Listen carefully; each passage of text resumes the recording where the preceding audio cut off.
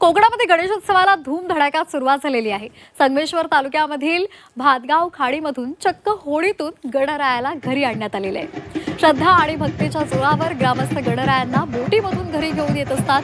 ढोल ताशाच्या गजरात गणराय चक्क होडीतून येत असतात, त्यांचं आगमन होत असतात। दळणवळणाची साधनं नव्हती आणि त्यावेळेला गणपती कसे घरी आणले जायचे हे पुढच्या पिढीला कळण्यासाठी ही परंपरा आजही इथे कायम आहे। रत्नागिरीमधल्या संगमेश्वरमधली ही दृश्य आहेत। कोकणामध्ये सध्या बाप्पाचं वाजत गाजत आगमन होत आहे आणि भातगावमध्ये होडीतून गणपती आणण्याची परंपरा आजही जपलेली आहे।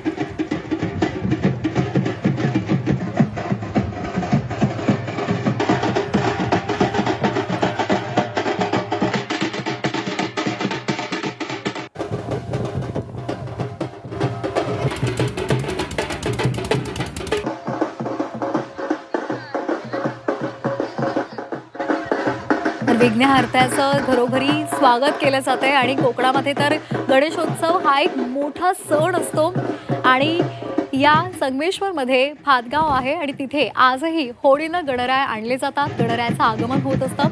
पुढच्या पिढीला ही परंपरा समजली पाहिजे आणि म्हणून ती आजही जोपासली जाते। कोकणामध्ये पारंपरिक पद्धतीनं गणेशाचं स्वागत केलं जातं।